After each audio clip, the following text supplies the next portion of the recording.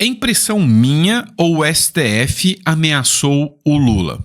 Pois é, essa é uma matéria do Mário Sabino, que argumentou aqui que agora o alvo do STF é o próprio governo Lula. Isso me lembra muito um livro que eu li há muito tempo da Mary Shelley, chamado Frankenstein. Você deve ter lido esse livro já, onde o cientista criou um monstro, mas depois o monstro se virou contra ele e acabou tirando a vida do cientista. Pois é, essa é a história. E aí, muitas coisas estão acontecendo para que a gente possa acreditar no Mário Sabino, de que o STF agora olhou para o Lula e falou: agora eu pego, é você. Mas não para por aí não. Se você acha que a coisa está parando por aqui, você está enganado. A própria Folha de São Paulo começa a levantar questionamentos sobre as decisões do ministro Alexandre de Moraes. Afinal, a paridade de armas, a diferença entre a possibilidade da acusação e da defesa atuar está ficando cada vez mais escancarada. Chegou a um nível tão grande, que agora é questionado o seguinte: peraí, as testemunhas de defesa não estão sendo intimadas pela justiça como as de acusação estão. Se você quer uma prova maior da falta de paridade de armas do que isso, pois é, não tem. Outro ponto também. O Supremo Tribunal Federal está em alerta máximo. Entrou em nível desespero. Você pode achar que não, que eles estão passando uma imagem de que está tudo tranquilo, tudo relax, está tudo bem. Mas calma que não é bem assim não. O caso Felipe Martins se tornou uma verdadeira pedra no sapato do ministro Alexandre de Moraes, até porque agora já chegou na fase, de apresentação de provas, o que a gente chama de instrução aqui no Brasil. E é daqui para frente que, se a defesa do Felipe Martins fizer um trabalho bem feito, pode chegar, inclusive, a figuras ligadas ao Supremo Tribunal Federal. E aí, nesse caso, meu amigo, não é o STF que decide sobre si mesmo. É a justiça norte-americana que pode, inclusive, determinar uma ordem de prisão sobre pessoas que possam ter influenciado, na inserção de dados lá nos Estados Unidos. Pois é, a gente vai falar sobre isso aqui. Outro ponto que a gente vai falar também, é um absurdo que ficou escancarado, também de decisão do ministro Alexandre de Moraes, atinente ao caso Chiquinho Brazão, e uma ligação deste caso sobre o Clezão. Qual foi a manifestação do Procurador-Geral da República? A manifestação do Procurador-Geral da República deixou muita gente assustada com o que ele deu de parecer. E também, vamos falar ainda nesse editorial, do André Mendonça. Pois é, o André Mendonça humilhou a decisão do ministro Supremo Alexandre de Moraes com uma categoria enorme de critérios jurídicos, sem vingança punitiva exacerbada. A gente vai falar sobre tudo isso aqui nesse editorial. Então, seja muito bem-vindo ao nosso editorial. Muito obrigado pela confiança, pela credibilidade que você dá ao nosso canal, de sempre estar trazendo as informações com a maior relevância aqui para você. E vamos lá. Vou te pedir ajuda, A nossa meta aqui é bater 2 milhões de seguidores. Eu sei que a gente pode mostrar que nós, público conservador, temos força.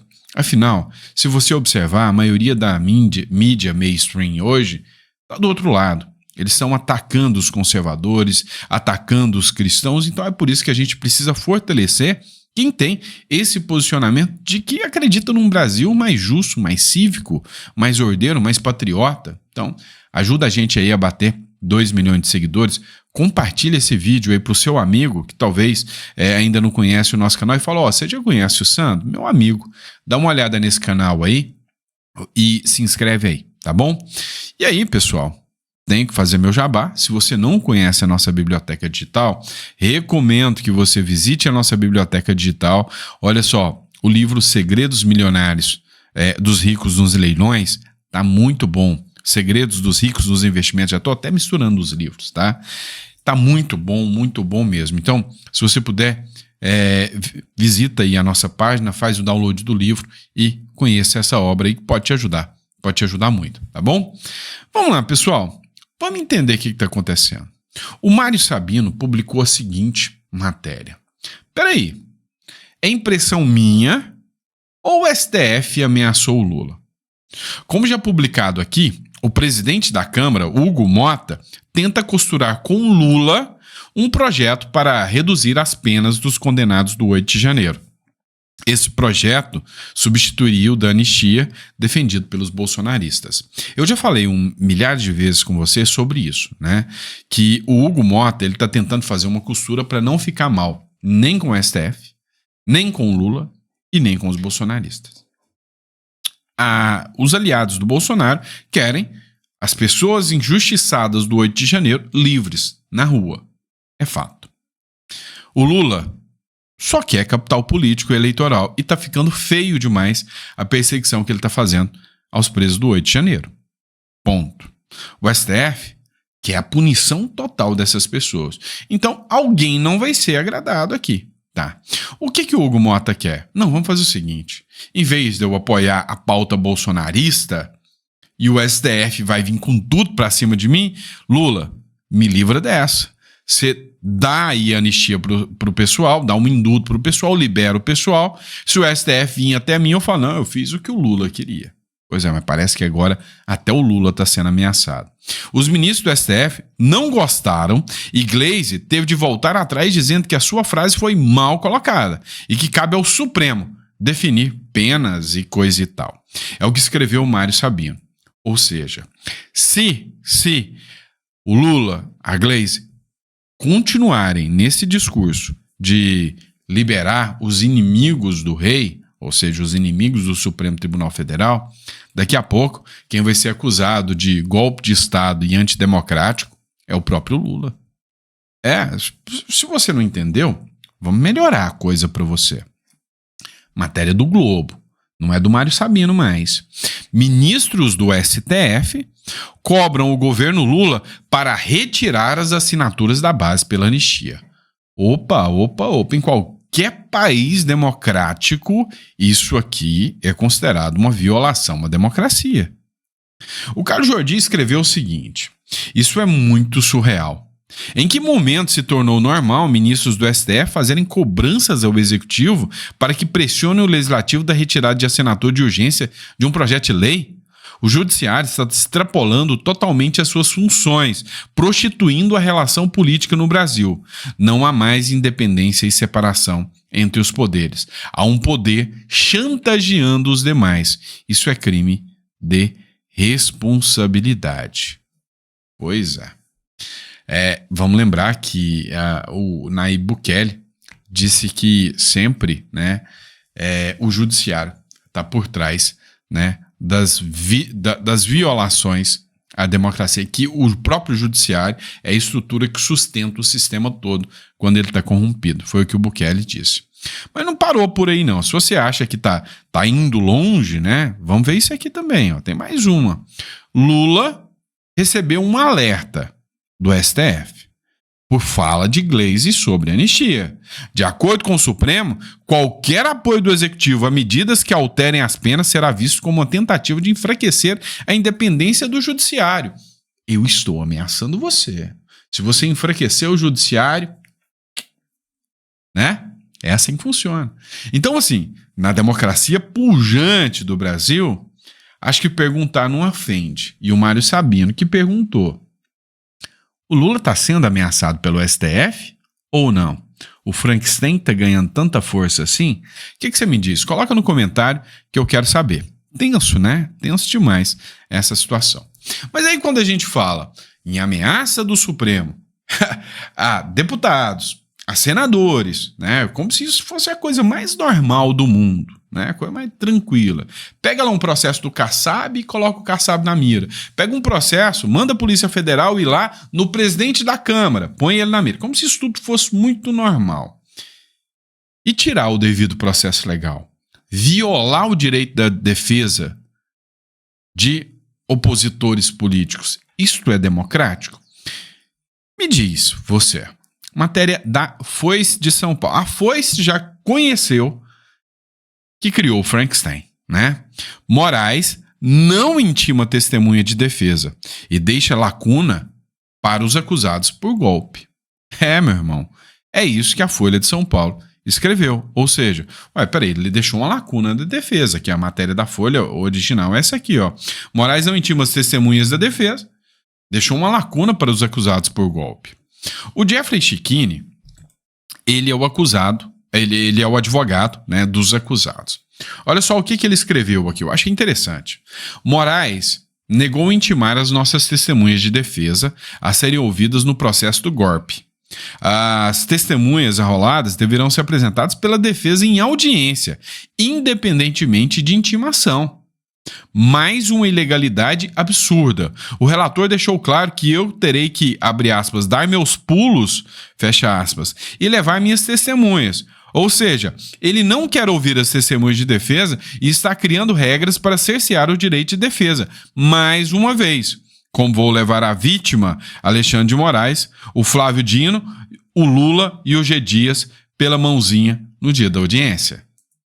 Vocês entendem que a defesa arrolou como testemunha o Flávio Dino, ministro da Justiça, não é o ministro do STF. O ministro da Justiça da época foi arrolado. Quem ele é? Flávio Dino. Arrolou como testemunha também o presidente da República. Quem era o presidente 8 de janeiro que mandava no GSI e nas Forças Armadas? O Lula. Então ele é uma testemunha que tem que ser arrolada. Há uma blindagem sobre o presidente, que tem que ter hora, data, mas ele pode ser testemunha sim. Vamos lá. E o general que deu a aguinha para os presos lá, para os manifestantes? Esse também não pode ser testemunha? O G. Dias? Pois é. E o próprio Alexandre de Moraes, que é vítima do negócio? A vítima tem que ser ouvida, né? Você já imaginou a vítima Alexandre de Moraes prestando esclarecimento para o juiz Alexandre de Moraes com a acusação Alexandre de Moraes, né, inquirindo a testemunha? Seria interessante pra caramba de assistir isso. Só que o que o ministro Alexandre fez? Vocês me pegaram, né? Vocês colocaram aqui, nós aqui, e com todo o fundamento jurídico para isso, colocar nós como testemunhas, mas faz o seguinte, eu não vou intimar ninguém para comparecer. Você chama e leva por sua conta própria. E se ninguém quiser ir para encarar o grande ministro Alexandre de Moraes? Vocês perderam. Pois é isso que eles fizeram. Ou seja, disseram o seguinte, não estou interessado em ouvir suas testemunhas, se vira, né, para levar essas suas testemunhas, o problema é de vocês, você que nos arrolou como testemunha, não vou, o Lula não vai, o Dino não vai, o G. Dias não vai, e dane-se o devido processo legal e a paridade de armas. Mas as testemunhas de acusação, essas foram muito bem intimadas e se não comparecer, estão lascadas. Vocês entenderam a diferença aqui do jogo? Vamos lá. Olha só. É inevitável o Supremo Tribunal Federal entrar em alerta máximo depois, né, das ações do Felipe Martins tomarem corpo e iniciarem na justiça norte-americana. É a primeira vez, né, que um caso tão envolvido assim com as decisões do ministro Alexandre de Moraes passam a ser debatidas na Suprema Corte, tá, dos Estados Unidos, na Justiça dos Estados Unidos. Suprema não, na Justiça. E aí, já tem questionamento dentro do governo, já tem questionamento dentro da Câmara dos Deputados e Senadores, tem deputados e senadores que miram diretamente o Alexandre de Moraes e os conselheiros do governo Donald Trump estão partindo para cima do Alexandre de Moraes. Então, tem frentes agora do governo norte-americano contra o ministro Alexandre de Moraes no Legislativo, no Executivo e no Judiciário. Vocês entendem? E aí vem essa publicação da Ana Paula Henkel, A Pedra no Sapato de Alexandre de Moraes. O ministro pode em breve ser barrado em solo americano com seu prestígio reduzido a uma nota de rodapé apagada. E aí ela escreveu o seguinte, ó: o Alexandre de Moraes, ministro do Supremo, forjou um reinado com artimanhas dignas dos tiranos mais sombrios da história. Palavras da Ana Paula Henkel. Acusado de torcer a lei para pulverizar inimigos políticos e rasgar a Constituição que jurou defender, seu trono balança sob a areia movediça. Sua cruzada de lawfare, alvejando aliados do ex-presidente Jair Bolsonaro com prisões e bloqueios nas redes sociais e até o apagão de plataformas inteiras, o transformou num pária para muitos brasileiros. Mas foi nos Estados Unidos com sua máquina jurídica implacável, que Moraes escorregou numa armadilha que nem seu ar intocável tão comum em entrevistas e bravatas fora dos autos pode fazer. Do Capitólio aos tribunais federais, a América traçou uma linha vermelha e o nome de Moraes está cravado em letras garrafais. Ou seja, esse caso Felipe Martins, segundo palavras do próprio desembargador aposentado, o senhor Sebastião Coelho, vai derrubar autoridades brasileiras. Vai jogar, né, gigantes das autoridades brasileiras no chão. Então, assim, esse é o Felipe Martins e o desembargador Sebastião Coelho. Então, assim, o cerco está se fechando de uma maneira, né, que nós estamos vendo um duelo de titãs. Não pense que o ministro Alexandre de Moraes vai se dobrar, vai se envergar tão simples assim. Vamos ser honestos aqui. Já passou por Elon Musk, né? Elon Musk fez aquele barulho todo, o Alexandre de Moraes não recuou.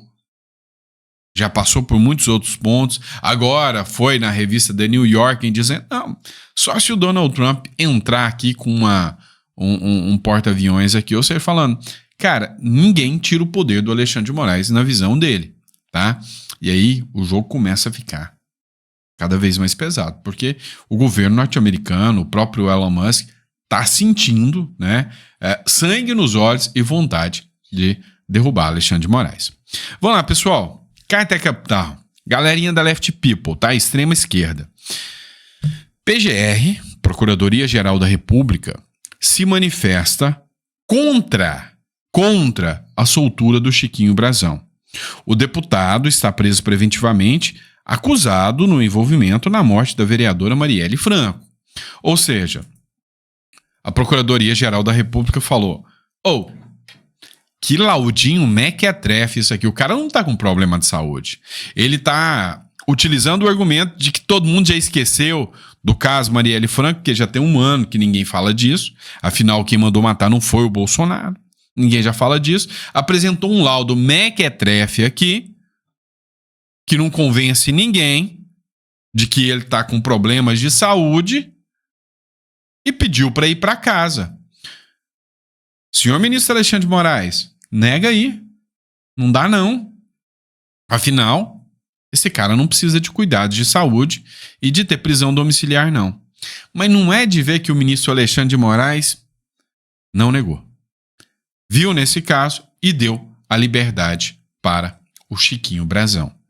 E aí o grande ponto é, nem as feminazes, nem a turminha do sovaco cabeludo lá, que gritou muito tempo pela Marielle Franco, e com justiça, tá? Porque a Marielle Franco realmente foi uma mulher que fez jus à sua luta, à sua batalha, apesar de ser de esquerda, uma mulher assim que batalhava, tinha convicção naquilo que ela acreditava, tá? Para deixar bem claro para vocês. Hora nenhuma eu tô pejorando a Marielle Franco aqui, tá? Eu tô pejorando as feministas que tripudiaram em cima do caixão da Marielle Franco para pegar o Bolsonaro. A hora que descobriu que não é o Bolsonaro, todo mundo cala. E a impunidade, essas feministas estão caladinhas. A Aniele Franco, a irmã dela, tá caladinha. Por quê? Porque a PGR falou, olha, ele não tá com problema de saúde. E mesmo assim, o Moraes mandou para casa. Quer duvidar? Duvide da sua própria esquerda, então, da Carta Capital. A PGR foi contra a soltura do Chiquinho Brazão. Ou seja, ele não está com problema de saúde. E mesmo assim, ele foi para casa. E a Aniele e todas as feministas aí estão em silêncio com a impunidade. No caso, Marielle Franco. Não tem escândalo agora, não. Agora, deixa eu contar uma coisa para vocês. Sabe para quem que a PGR falou, esse cara vai morrer dentro da cadeia? Libera o Clezão. A PGR pediu liberdade provisória para o patriota que morreu na Papuda. Em setembro deste ano, lá em 2023, né, a Procuradoria-Geral da República se manifestou favorável à liberdade provisória do Clériston Pereira. Ele passou mal, desmaiou, ele teve muitos problemas na cadeia. O médico falou, olha, se esse cara não sair daqui, ele vai morrer. O médico lá da Papuda falou, se ele não sair daqui, ele morre. O Procurador-Geral da República, com o laudo do médico, falou, não, realmente, esse cara vai morrer. Ó, solta ele, Moraes. E o Moraes falou, não, deixa morrer. É o que aconteceu. Aí você tira suas conclusões, você tira suas próprias conclusões, né? Vamos lá, ainda falando aqui da anistia aos presos políticos, né? Vamos falar.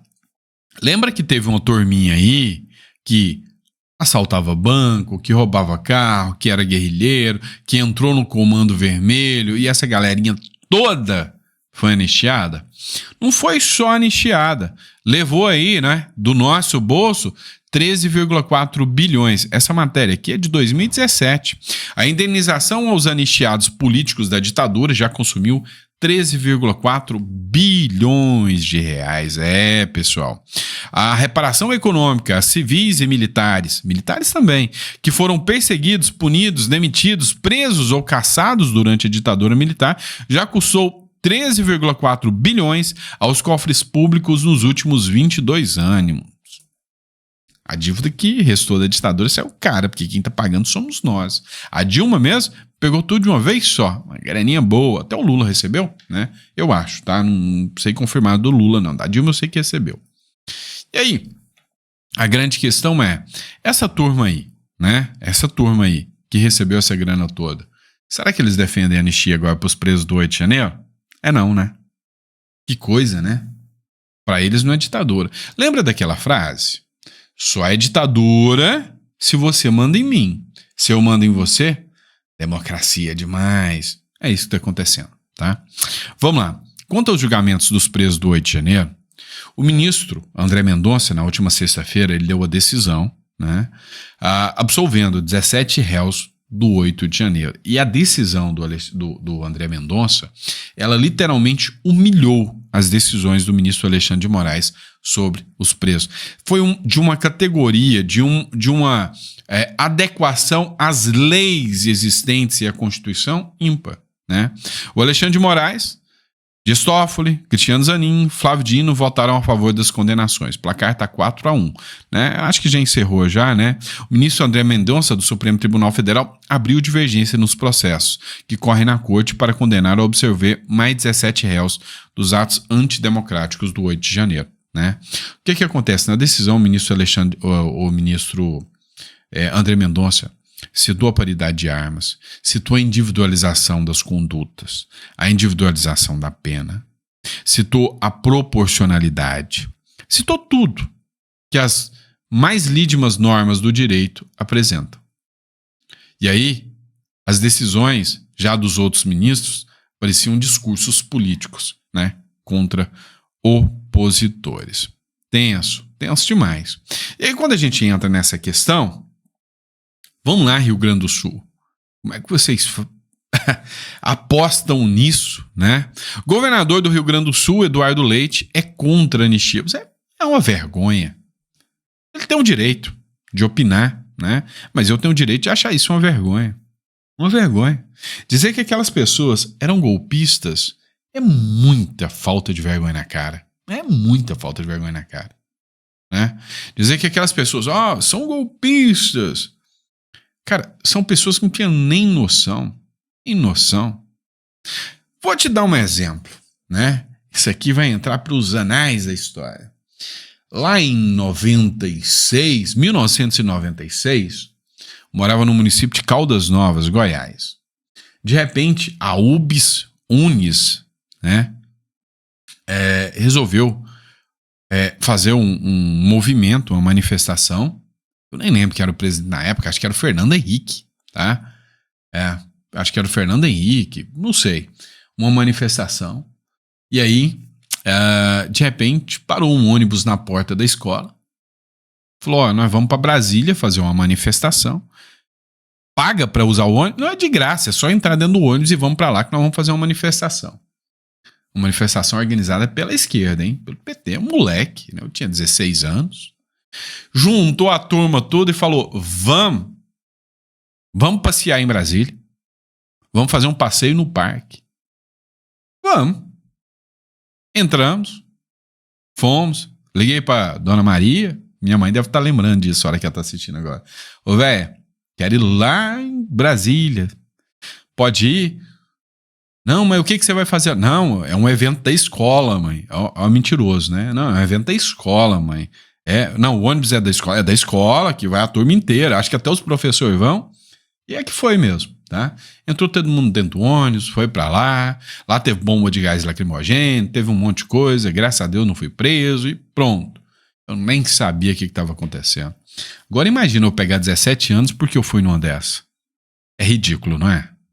É patético, não é? Pois é. E aí, vem gente assim, falar que não vamos retroceder. Uma vergonha. A Folha de São Paulo já tá reconhecendo, né? Opa, peraí, pegamos pesado demais. É nós por nós, diz marido de Débora, do Batom, que virou pivô da anistia na Câmara. E aqui, a Folha de São Paulo mandou uma pessoa ir lá visitar a família da Débora. E aqui, deu para sentir nas palavras, né? Aqui, da cabeleireira. A Débora é cabeleireira, não é rica, não. O marido dela, um pintor de casa. Pintor de parede. Com 2 filhos menores. Chegou lá, fachada de uma casa, no Parque da Represa, bairro da Chácara afastado do centro de Paulínia, ou seja, no subúrbio do centro de Paulínia, no interior de São Paulo, destoa da vizinhança. Os vidros estão cobertos com lonas pretas, no portão não tem nem interfone ou campainha, uma casa simples. E aí quando perguntou, o cara falou, olha, aqui é nós por nós, se eu não correr atrás e batalhar pelos meus filhos, eles vão morrer de fome. Eu acho que isso sensibilizou, né, a repórter da Folha de São Paulo que fez a matéria aqui. Acho que tá escancarando. Ah, não, mas Sandro, você tá defendendo, é porque você é um canalha. Você quer ver o Bolsonaro livre. Tá aqui, ó. Matéria da Revista Oeste. Sóstenes confirma que Bolsonaro quer ficar fora da anistia. O líder do PL na Câmara dos Deputados confirmou que o ex-presidente Bolsonaro solicitou a retirada do próprio nome do texto da anistia. Parabéns pro Bolsonaro. Parabéns mesmo. Diferente do Lula e da turma aí que correu atrás de anistia, né? Ao seu bel prazer, né? E aí vem o diretor da Polícia Federal dizendo que também é contra a anistia. E aí eu achei interessante, o Sérgio Moro falou grosso. Gostei de ver. O atual diretor da PF é tigrão com os manifestantes do 8 de janeiro e uma moça com a corrupção e o crime organizado. Nunca a PF esteve tão mal, pessoal desestimulado de ter que investigar gente como a Débora e a Fátima, enquanto os bandidos seguem sem ser incomodados. O Sérgio Moro tocou num ponto crucial aqui. É uma instituição amplamente respeitada, a Polícia Federal. Orgulho, né, que a gente tinha da Polícia Federal, de ver o japonês lá levando gente para Curitiba, né? O orgulho que a gente teve de ver aquela época da Polícia Federal prendendo bandido, corrupto, enfrentando o crime organizado. Hoje a Polícia Federal não tem mais tempo, não tem efetivo, não tem recurso e tem que ficar andando atrás de opositor político do STF. Daí, eu acho que o Sérgio Moro tocou num assunto bem crucial aí, né? E é isso, pessoal. Tinha mais coisa pra gente falar aqui, mas o vídeo passou demais. Eu ando conversando demais, né? Falando demais com vocês. A última que eu vou colocar aqui, tá? Só a gente bate meia hora já. Matéria do Vinícius Carrion, né? Puxou lá no túnel do tempo, lá em 2010. Ministro Gilmar Mendes diz que a anistia tornou a democracia possível. Opa! E aí, o que mudou? O que mudou? Ah, não. Inclusive mudou agora porque o Gilmar Mendes era defensor demais da Lava Jato. Até a Lava Jato chegar e, ó, bateu na porta do STF. Aí agora ele faz um vídeo falando que o Lava Jato era uma facção criminosa e que ele ajudou a destruir a Lava Jato. Ministro Gilmar Mendes disse que a anistia tornou a democracia possível e vota pela improcedência da DPF 153. Esse é um trecho. O Gilmar Mendes, abre aspas, Gilmar Mendes lembrou que a anistia é ato eminentemente político, de amplitude definida de forma política, e por isso cabe somente ao Congresso Nacional promovê-la. Tanto que o próprio Supremo já reconheceu que o Congresso Nacional pode conceder anistia até mesmo aos seus próprios membros. O que mudou, hein, pessoal? Mudou muita coisa, né? E é isso, pessoal. Espero que vocês tenham gostado. Que Deus te dê uma mesa farta, repleta de bênçãos para você, para sua família. E que, sabe, a gente possa continuar a estar aqui, né? Questionando, né? É tão revoltante algumas coisas que a gente assiste, né? Mas poder estar discutindo, debatendo, falando um pouquinho mais sobre tudo que está rolando no nosso Brasil aí. Fechou? Muito obrigado. Fiquem com Deus e a gente volta daqui a pouquinho com mais editorial. Às 4 horas a gente está de volta. Desejo a você mesa farta e repleta de bênçãos.